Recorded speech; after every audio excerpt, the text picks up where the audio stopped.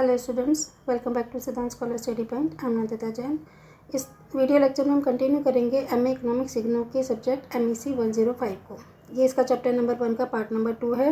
ये specially Hindi medium के students के लिए मैं वीडियोज़ बना रही हूँ। चैप्टर का नाम है भारतीय अर्थव्यवस्था की वृत्तियाम संरचना। तो इसमें हमने एक पार्ट इसका कवर कर लिया है। आज हम इसके अभ्यास प्रश्न करने वाले हैं। मैं आपको पूरा नीरज की बुक से पढ़ाऊँगी। तो इसमें हम पढ़ने वाले हैं आज आर्थिक वृद्धि और आर्थिक विकास में अंतर स्पष्ट कीजिए। किस प्रकार आर्थिक विकास आर्थिक कल्याण के लिए एक बेहतर माप है। ठीक है, तो अगर ये क्वेश्चन आता है टिप्पणी में तो आप सिर्फ यहीं तक कर दीजिएगा। लेकिन अगर ये क्वेश्चन आता है अपने आप में लॉन्ग क्वेश्चन में, तो फिर हम इसके साथ साथ इसके ये वाले क्वेश्चन भी अंतर भी पढ़ेंगे, जिससे कि हमारा क्वेश्चन 20 नंबर के लिए या 15 नंबर के लिए सफिशिएंट हो। तो हम पढ़ते हैं आर्थिक वृद्धि प्रति व्यक्ति आय तथा उत्पादन में वृद्धि है, जबकि आर्थिक विकास का तात्पर्य लोगों के जीवन स्तर में वृद्धि से है। हमने पिछली वीडियो में भी इसके बारे में डिटेल में पढ़ लिया था। तो अगर आर्थिक वृद्धि होती है, प्रति व्यक्ति आय बढ़ रही है, ठीक है, सिर्फ उत्पादन बढ़ रहा है तो इसे आर्थिक वृद्धि कहा जाएगा। लेकिन उत्पादन के साथ साथ लोगों का जीवन स्तर भी बढ़ रहा है तो आर्थिक विकास कहा जाएगा। वृद्धि एक इंजन है, मतलब आर्थिक वृद्धि एक इंजन है। यह स्वयं में लक्ष्य नहीं है, जबकि विकास एक लक्ष्य होता है। आर्थिक विकास में स्वास्थ्य, शिक्षा तथा अन्य मानव कल्याण के पहलुओं का सुधार होता है। देश में केवल आर्थिक वृद्धि को आर्थिक विकास की संज्ञा नहीं दी जा सकती, क्योंकि आर्थिक विकास में सर्वप्रथम समुदाय का आर्थिक कल्याण निहित होता है। इस प्रकार आर्थिक वृद्धि से तात्पर्य उत्पादन के आकार से है और आर्थिक विकास से तात्पर्य उत्पादन के आकार तथा आर्थिक कल्याण दोनों से है। ठीक है, इसको डिटेल में मैंने पिछली वीडियो में समझा दिया था। अगर आपको यहीं पे समझ में आ गया तो ठीक है, नहीं तो वो वाली वीडियो देख लेना, उसमें मैंने इसको डिटेल में बताया गया। आर्थिक विकास का अर्थ है लोगों का जीवन स्तर बेहतर होना। आर्थिक विकास को निर्धनता, असमानता तथा बढ़ी हुई अर्थव्यवस्था जनित बेरोजगारी में कमी एवं समाप्ति के रूप में परिभाषित किया जा सकता है कि जो आर्थिक विकास क्या है, देश में जो निर्धनता है, असमानता है, या बढ़ी हुई अर्थव्यवस्था जनित बेरोजगारी है, क्योंकि अर्थव्यवस्था में अगर पॉपुलेशन बढ़ती रहेगी तो बेरोजगारी भी बढ़ती रहेगी, तो उसकी कमी तथा समाप्ति के रूप में आर्थिक विकास को परिभाषित किया जाता है। दूसरे शब्दों में हम कह सकते हैं कि आर्थिक विकास के अंतर्गत यह देखा जाता है कि समाज में निर्धनों या अभावग्रस्त लोगों का कितना कल्याण हो रहा है। जो पुअर लोग हैं, अभावग्रस्त हैं, जिनको सारी जो मूल आवश्यकता हैं, रोटी, कपड़ा और मकान, ये भी नसीब नहीं हो रहे हैं, तो उनके लिए, निर्धनों और अभावग्रस्त लोगों के लिए कितना कल्याण किया जा रहा है, यह आर्थिक विकास के अंतर्गत देखा जाता है। प्रोफेसर सिमसे विकास की परिभाषा में 3 प्रश्नों को शामिल करते हैं। अगर इन तीनों प्रश्नों का उत्तर मिल रहा है हमें, तो समझो आर्थिक विकास हो रहा है।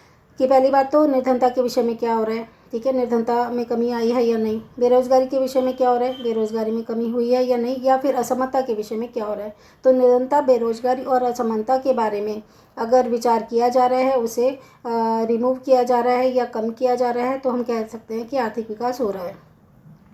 अगर ये तीनों उच्च स्तर से नीचे स्तर पर आ जाएं, तो देश में वास्तव में विकास की स्थिति है। आर्थिक विकास को देश के उपलब्ध संसाधनों के उपयोग के अंश में वृद्धि करने एवं उत्पादकता में सुधार करने की प्रक्रिया के रूप में देखा जा सकता है, जिसके फलस्वरूप राष्ट्रीय आय वृद्धि को तेज करके समुदाय के आर्थिक कल्याण में वृद्धि होती है। कि अगर हम राष्ट्रीय आय में वृद्धि हो जाती है, राष्ट्रीय आय में वृद्धि तो सिर्फ उत्पादन बढ़ने से भी हो सकती है।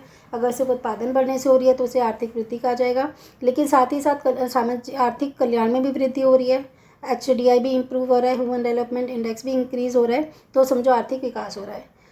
आर्थिक विकास एक गुणात्मक पहलू है, जिसमें उत्पादन का आकार व आर्थिक कल्याण दोनों सम्मिलित होते हैं। इस प्रकार हम कह सकते हैं कि आर्थिक विकास ही आर्थिक कल्याण का एक बेहतर माप है। तो अगर टिप्पणी में आता है तो हमारे लिए इतना बहुत है। लेकिन अगर ये आ जाता है अपने आप में 20 नंबर में ए पार्ट में, या फिर बी पार्ट में 12 नंबर में आ जाता है, तो हम इसके साथ साथ ये भी अटैच कर देंगे कि अतः हम कह सकते हैं कि आर्थिक वृद्धि और आर्थिक विकास में निम्नलिखित अंतर है। पहली बात तो अवधारणा में अंतर। आर्थिक वृद्धि एक संकुचित अवधारणा है, इसका संबंध केवल प्रति व्यक्ति आय से है, जबकि आर्थिक विकास एक व्यापक अवधारणा है, इसका संबंध प्रति व्यक्ति आय के साथ साथ आर्थिक कल्याण से भी है, और आर्थिक कल्याण अपने आप में ही एक व्यापक अवधारणा है। ठीक है, सेकेंड अंतर है मात्रात्मक व गुणात्मक धारणा। यह आर्थिक वृद्धि एक मात्रात्मक अवधारणा है, इसमें सिर्फ मात्रा के रूप में इसे मापा जाता है। इसका संबंध अर्थव्यवस्था में होने वाले मात्रात्मक परिवर्तनों से होता है, जबकि आर्थिक विकास मात्रात्मक और गुणात्मक, यानी कि मात्रा तो बढ़नी ही चाहिए उत्पादन की, साथ में गुणात्मक भी होना चाहिए। लोगों का स्वास्थ्य, शिक्षा और उनकी जो बेसिक नीड्स हैं वो भी पूरी होनी चाहिए, बेरोजगारी खत्म होनी चाहिए, तो ये गुणात्मक अवधारणा भी है। इसका संबंध मात्रात्मक और गुणात्मक दोनों प्रकार के परिवर्तनों से होता है। तीसरा अंतर है इसमें परिवर्तनों में अंतर। अर्थव्यवस्था में होने वाले परिवर्तन नियमित तथा स्थिर होते हैं आर्थिक वृद्धि में, जबकि आर्थिक विकास में परिवर्तन निरंतर और अनियमित होते हैं। ठीक है, तो आर्थिक वृद्धि हो रही है तो नियमित होंगे और स्थिर होंगे, मतलब जैसा चल रहा है वैसा चलता रहेगा। विकास थोड़ा थोड़ा उत्पादन इंक्रीज होता रहेगा। ठीक है, लेकिन अगर परिवर्तन निरंतर भी हो और नियमित भी हो, निरंतर यानी कि लगातार भी हो, एक ही बात है वो तो, नियमित या निरंतर, लेकिन अनियमित हो, कभी तो बहुत ज़्यादा हो गए कभी कम हो गए, तो अगर जितना ज़्यादा हम इसके जो परिवर्तन होंगे, अच्छे परिवर्तन होंगे, तो हमारा देश आर्थिक विकास, या जो भी हम जिस भी देश की बात कर रहे हैं उसका आर्थिक विकास संभव है। फोर्थ अंतर है इसमें विचारधाराओं में परिवर्तन। आर्थिक वृद्धि में लोगों की विचारधाराओं में कोई परिवर्तन नहीं होता, अर्थात वे पुरानी अवधारणाओं को ही अपनाए रखते हैं, जबकि आर्थिक विकास में लोगों की विचारधाराओं में आमूल चूल परिवर्तन होते रहते हैं, कम ज़्यादा परिवर्तन होते रहते हैं, और वो आर्थिक गतिविधियों के बारे में नए तरीके सोचने लग जाते हैं कि आर्थिक गतिविधियों यानी कि जो हमारी इकोनॉमिक एक्टिविटीज़ है उनको नए तरीके से कैसे इम्प्रूव किया जाए। फिफ्थ इसमें अंतर है आय वितरण अवधारणा में अंतर, क्योंकि आर्थिक वृद्धि में आय के वितरण की अवहेलना की जाती है कि आय का वितरण समान हो या असमान हो, उससे कोई फर्क नहीं पड़ता, क्योंकि उसमें तो खाली हम ये देखते हैं कि हमारे उत्पादन वगैरह में वृद्धि हो रही है या नहीं। ठीक है, वस्तु और सेवा में वृद्धि हो रही है या नहीं। जबकि आर्थिक विकास में वितरण को महत्व दिया जाता है, जैसे जैसे आर्थिक विकास होता जाता है वैसे वैसे आय के वितरण में भी समानता आती रहती है। तो आय का, अगर आर्थिक विकास हो रहा है तो आय का वितरण समान होता रहता है, क्योंकि अगर आर्थिक विकास होगा तो लोगों की प्रति व्यक्ति आय भी बढ़ेगी, लोगों की आय बढ़ेगी तो और ज़्यादा अपने बिजनेस को बढ़ाएंगे, जो भी वो काम कर रहे होंगे अपनी आय बढ़ाएंगे, तो धीरे धीरे आय की असमानता दूर होती रहती है और समानता आती रहती है। नेक्स्ट है देश संबंधी धारणा अंतर। इसका संबंध विकसित देशों से होता है। आर्थिक वृद्धि, क्योंकि वहाँ पे विकास तो हो चुका है, ठीक है, डेवलप्ड कंट्रीज़ हैं, तो इसका संबंध विकसित देशों से होता है आर्थिक वृद्धि का। जबकि विकास की संभावना किस में है अभी, विकासशील देशों में है या अल्प विकसित देशों में। तो इसलिए हम कह सकते हैं कि आर्थिक विकास का संबंध अल्प विकसित देशों से होता है या फिर विकासशील देशों से होता है जिसमें अभी पूरा विकास नहीं हुआ है। इसमें नेक्स्ट अंतर है उत्पादकता संबंधी धारणा में अंतर। आर्थिक वृद्धि में अर्थव्यवस्था की उत्पादकता के बारे में ध्यान नहीं दिया जाता, सिर्फ उत्पादन के बारे में ध्यान दिया जाता है। जबकि आर्थिक विकास में उत्पादकता को बढ़ाने की और लगातार ध्यान दिया जाता है, जिससे कि उत्पादन लागत को कम किया जाए। क्योंकि देखो, एक होता है उत्पादन प्रोडक्शन, एक होता है प्रोडक्टिविटी मीन्स उत्पादकता। तो अगर किसी काम को करने की क्षमता कैपेबिलिटी बढ़ा दी जाए तो हम कहते हैं कि उत्पादकता इसकी इंक्रीज़ हो रही है। तो अगर हम उत्पादकता को बढ़ा देंगे तो लोगों में काम करने की स्किल, काम करने की जो पावर है, और वो ज़्यादा और अच्छी मेहनत करके ज़्यादा काम कर सकते हैं, उत्पादकता को बढ़ा सकते हैं। जब एक ही पर्सन, एक ही मशीनरी, कोई भी हमारी ऐसी एसेट, चाहे वो ह्यूमन हो या फिर वो मशीनरी हो, अगर उसकी उत्पादकता बढ़ गई है किसी भी कारणों से, या तो नई टेक्निक से या कैसे, या इंसान की उत्पादकता बढ़ गई है, ठीक है, उसको काम करने की फैसिलिटीज़ अच्छी दी जाए, उसका स्वास्थ्य शिक्षा पे ध्यान दिया जाए, तो इसकी उत्पादकता बढ़ जाएगी, जिससे कि उत्पादन लागत में कमी आ सकती है। क्योंकि अगर एक व्यक्ति अच्छे तरीके से काम कर लेगा तो कम लोगों से ही ज़्यादा उत्पादन हम कर सकते हैं, तो उत्पादन लागत कम हो जाएगी। नेक्स्ट अंतर है परिवर्तन संबंधी अंतर। इसमें आर्थिक वृद्धि में किसी प्रकार के संरचनात्मक, संस्थागत तथा तकनीकी परिवर्तनों पर ध्यान नहीं दिया जाता, जबकि आर्थिक विकास में लगातार संरचनात्मक, संस्थागत और तकनीकी परिवर्तन, टेक्निकल, स्ट्रक्चरल, सब तरह के परिवर्तनों पर ध्यान दिया जाता है। ये परिवर्तन होते रहते हैं। अब है नेक्स्ट परिवर्तन का अध्ययन। आर्थिक वृद्धि में केवल आय और उत्पादन में होने वाले परिवर्तनों का ही अध्ययन किया जाता है, जबकि आर्थिक विकास में सभी प्रकार के होने वाले परिवर्तनों पर ध्यान दिया जाता है। नेक्स्ट है धारणीय विकास संबंधी अंतर। जैसे कि इसमें धारणीय विकास नहीं होता, जैसे सस्टेनेबल डेवलपमेंट होती है ना, आर्थिक वृद्धि से उसका कोई मतलब नहीं है। जबकि अगर हम आर्थिक विकास की बात कर रहे हैं तो सस्टेनेबल डेवलपमेंट इसमें होता है, धारणीय विकास होता है। धारणीय विकास वो चीज़ होती है कि अभी जो हमारी वर्तमान की आवश्यकताएं हैं उनको तो हम पूरा कर ही रहे हैं, साथ में आने वाली पीढ़ी के लिए, आने वाली जनरेशन के लिए भी हम रिसोर्सेज को संभाल कर रख रहे हैं, कि ऐसा ना हो कि हम अभी वर्तमान में सारे रिसोर्सेज यूज़ कर लें और आगे ना बच पाए। तो अगर हम अपने वर्तमान को देखते हुए भावी पीढ़ी की भी सारी जो उनकी आवश्यकता है उनका ध्यान रखते हैं, तो उसे धारणीय विकास में सस्टेनेबल डेवलपमेंट कहा जाता है। तो आर्थिक विकास में धारणीय विकास का संबंध होता है। नेक्स्ट है आर्थिक वृद्धि में आर्थिक विकास के बिना आर्थिक वृद्धि संभव है, जबकि आर्थिक वृद्धि के बिना आर्थिक विकास संभव नहीं है, क्योंकि आर्थिक विकास में आर्थिक वृद्धि के साथ साथ जो सामाजिक कल्याण होता है ना, उसे भी लेते हैं। तो आर्थिक विकास में आर्थिक वृद्धि तो होनी ही होनी चाहिए, साथ में सामाजिक कल्याण भी होना चाहिए, जबकि आर्थिक वृद्धि बिना आर्थिक विकास के भी संभव है। खाली उत्पादन बढ़ रहे हैं, वस्तुओं सेवाओं का उत्पादन बढ़ रहा है, तो भी हम कह सकते हैं कि आर्थिक वृद्धि हो रही है। इसका लास्ट पार्ट है, इसका संकेत जीडीपी होता है, क्योंकि मेन मोटिव होता है आर्थिक वृद्धि का कि ग्रोस डोमेस्टिक प्रोडक्ट में इंक्रीजमेंट किया जाए, उसको बढ़ावा दिया जाए, जबकि आर्थिक विकास का संबंध HDI से होता है, ह्यूमन डेवलपमेंट इंडेक्स से होता है। आर्थिक वृद्धि के साथ साथ ह्यूमन डेवलपमेंट भी होना चाहिए, सामाजिक कल्याण भी होना चाहिए। ठीक है, तो हमने ये वाला क्वेश्चन अच्छे से कर लिया। ये क्वेश्चन आया हुआ है, पहले चैप्टर में से क्वेश्चन लगभग आ ही जाता है, तो हमें 7 क्वेश्चन करने होते हैं, पहले पार्ट में से 2, बाकी ख पार्ट में से 5। तो उसमें से ये क्वेश्चन या तो टिप्पणी के रूप में या लॉन्ग क्वेश्चन के रूप में आएगा ही। अब इसका हम इसके 2 क्वेश्चन और बच्चे हैं छोटे छोटे, वैसे तो हमने कल वाली वीडियो में कर लिया था, लेकिन फिर भी देख लेते हैं। प्रश्न 2 है, एक अर्थव्यवस्था में जीडीपी की संरचना के महत्व पर प्रकाश डालिए। विगत 6 दशकों में जीडीपी की संरचना में कौन से महत्वपूर्ण प्रश्न होते हैं? तो लगभग सिर्फ 2 ही तरह के क्वेश्चन आते हैं इस चैप्टर में से, ये तो आर्थिक विकास और वृद्धि से संबंधित, या फिर जीडीपी में पिछले विगत 6 दशकों में या 7 दशकों में, क्योंकि 70 साल हो चुकी है हमारी आज़ादी को, तो हम 7 दशकों में भी आ जाता है। तो इसमें कौन से परिवर्तन हुए हैं? तो हमने पिछली वीडियो में पढ़ा था सारा कृषि और गैर कृषि का, संगठनात्मक और गैर संगठनात्मक का, लेकिन इसमें हम संरचना के बारे में बात की है, तो हम एक बार फिर पढ़ लेते हैं कि एक अर्थव्यवस्था में जीडीपी की संरचना का बहुत ही अधिक महत्व होता है। ठीक है, जीडीपी किस तरह की स्ट्रक्चर है हमारा, कितना हम चीज़ों को, किस तरह की चीज़ों को बना रहे हैं। तो जीडीपी संरचना के माध्यम से विभिन्न उत्पादक क्षेत्रों के सापेक्षिक महत्व का पता चलता है। अर्थव्यवस्था में होने वाले महत्वपूर्ण संरचनात्मक परिवर्तनों का अध्ययन करने के लिए जीडीपी का अध्ययन महत्वपूर्ण है, कि हमारे या किसी भी देश में जो भी बात हो रही है, क्योंकि हम इंडियन इकोनॉमिक्स पढ़ रहे हैं, तो ज़्यादातर इंडियन इकोनॉमिक्स अपने देश के लिए ही निकलता है। तो इसमें क्या है कि जीडीपी संरचना, जो भी हमारी जीडीपी का स्ट्रक्चर है, वो किस टाइप का है, इससे पता चलता है। विभिन्न उत्पादक क्षेत्र कौन से होते हैं?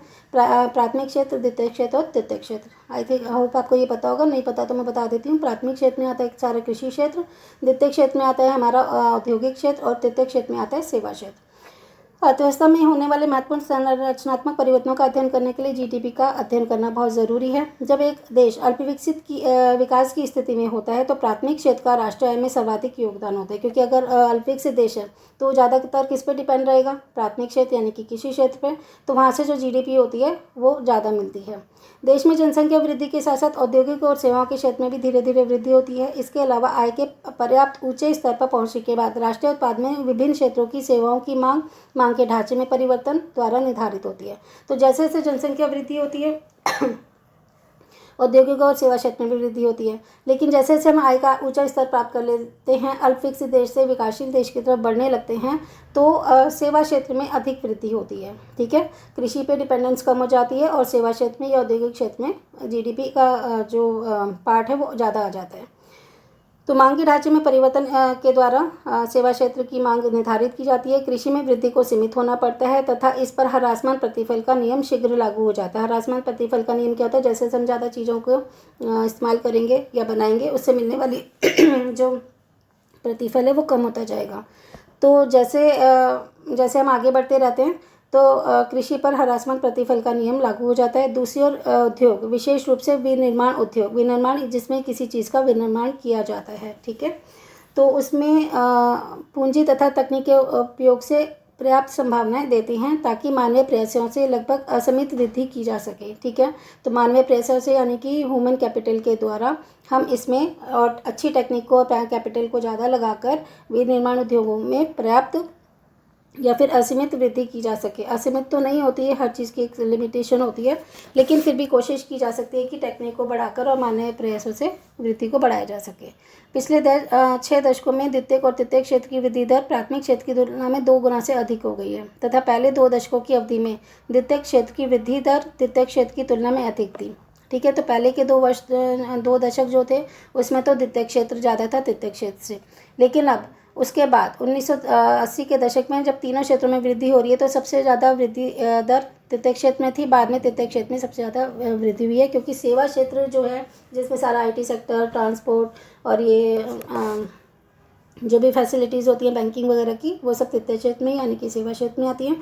तो जैसे जैसे देश तरक्की करता जा रहा है, हमारा देश जब 1980 के दशक में तीनों क्षेत्रों में वृद्धि हो रही थी, ठीक है, लेकिन कृषि पर डिपेंडेंस कम हो रही थी। लेकिन आज भी वैसे तो हमारे देश में लगभग वही पहले की तरह ही 60 से 70% जनसंख्या कृषि पर आधारित है, ठीक है। बहुत बड़े पार्ट में खेती बाड़ी की जाती है, लेकिन उससे मिलने वाला जो जीडीपी का पार्ट है राष्ट्र है, उसमें उसका ज़्यादा योगदान नहीं है। सबसे ज़्यादा योगदान द्वितीय क्षेत्र का, और उससे भी ज़्यादा योगदान जो है ना वो तृतीय क्षेत्र का बढ़ता जा रहा है, ठीक है। तो तृतीय क्षेत्र में सबसे ज़्यादा वृद्धि हुई है कब? 1991 के बाद कह सकते हैं, जब महामंदी का दौर चल रहा था, उससे हम निकले थे, तो उसके बाद सेवा क्षेत्र में वृद्धि अधिक हो गई थी। इस चैप्टर का लास्ट क्वेश्चन है, पिछले दशकों में जीडीपी की संरचना में कौन कौन से परिवर्तन हुए हैं? तो इसमें भी वही ऊपर वाले जैसे ही है लगभग, कि पिछले दशकों में जीडीपी की संरचना में परिवर्तनों में जो मुख्य है वह यह है कि तृतीय क्षेत्र में वृद्धि प्राथमिक व द्वितीय क्षेत्र की तुलना में बहुत ज़्यादा रही है। तो देखो, अगर पिछले 6 दशकों की बात करें तो सबसे पहले कृषि था, फिर द्वितीय और तृतीय क्षेत्र। लेकिन अगर पिछले दशकों की बात करें तो 2-3 दशक अगर देख लेते हैं तो 1980 से देख लीजिए, जैसे ये आया था 1980 के बाद तृतीय क्षेत्र में वृद्धि सबसे अधिक हो रही है। 1980 के दशक में हालांकि तीनों क्षेत्रों में वृद्धि एक साथ हो रही थी, लेकिन तृतीय क्षेत्र की वृद्धि सबसे अधिक थी। परिणाम स्वरूप सेवा क्षेत्र भारतीय अर्थव्यवस्था में वृद्धि का चालक बन गया है। अगर हमें हमारे देश में क्या हो रहा है, अर्थव्यवस्था का जो वृद्धि का चालक है ना, मेन जो है जिसे कहना चाहिए, वो तृतीय क्षेत्र है, यानी कि सेवा क्षेत्र है। इस समय भारतीय अर्थव्यवस्था की वृद्धि का 2/3 भाग तृतीय क्षेत्र का है। तो जो हमारी जितनी भी जीडीपी आ रही है ना, उसका लगभग 2/3 भाग तृतीय क्षेत्र का है। आंकड़ों से पता चलता है कि समावधि के साथ साथ प्राथमिक क्षेत्र के अंश में 40% तक गिरावट आई है, जबकि द्वितीय और तृतीय क्षेत्र के अंश में वृद्धि हुई है। इस प्रवृत्ति के 2 मुख्य कारण हो सकते हैं। कौन सी प्रवृत्ति के? कि प्राथमिक क्षेत्र में तो गिरावट आ रही है, 40% तक गिरावट आ गई, जबकि द्वितीय और तृतीय क्षेत्र में वृद्धि हो रही है। इसके क्या कारण हो सकते हैं? इसका पहला कारण है सॉफ्टवेयर विकास का एवं सूचना सेवाओं जैसे क्षेत्रों में निजी क्षेत्र के प्रवेश पर प्रतिबंध में कमी। अब जैसे आईटी सेक्टर है, ठीक है, सूचना सेवा के क्षेत्र है, उसमें पहले क्या था कि सिर्फ गवर्नमेंट का ही था, ठीक है, जैसे एमटीएनएल वगैरह हो गया, या फिर सेवा क्षेत्र में ज़्यादा गवर्नमेंट का भी पार्ट नहीं था, और निजी क्षेत्र पे प्रतिबंध थे। लेकिन अब धीरे धीरे इन निजी क्षेत्र पर प्रतिबंध में कमी आ गई है, पूरी तरीके से तो नहीं हटाया गया है, प्राइवेटलाइजेशन हो गया, तो कमी की वजह से निजी क्षेत्र उभर कर सामने आ रहा है और सेवा क्षेत्र में वृद्धि हुई है।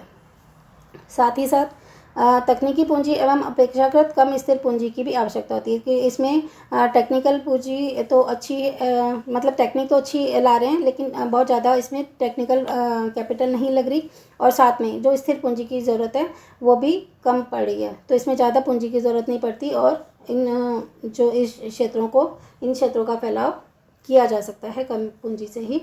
तो इसमें हमने ये चैप्टर पूरा पढ़ लिया है। तो एक क्वेश्चन तो पेपर के लिए आपका रेडी हो गया है, या तो आर्थिक विकास और वृद्धि आ जाए, या फिर पिछले 6 दशकों के बारे में पूछा जाए, तो आएगा ज़रूर, चाहे वो टिप्पणी में आए या लॉन्ग क्वेश्चन में आए। तो हमारे लिए हर क्वेश्चन, हर चैप्टर ही वैल्यूएबल है। तो मैं आपको मेन वो चैप्टर पहले करा दूंगी जो कि पेपर में आते हैं। पिछले मैंने सारे एनालाइज किए हैं क्वेश्चंस पेपर को, तो जो इंपॉर्टेंट चैप्टर्स हैं हम पहले कर लेंगे, क्योंकि एग्ज़ाम्स आने वाले हैं, तो आपकी प्रिपरेशन अच्छी से हो जाए। तो चलिए मिलते हैं नेक्स्ट वीडियो में।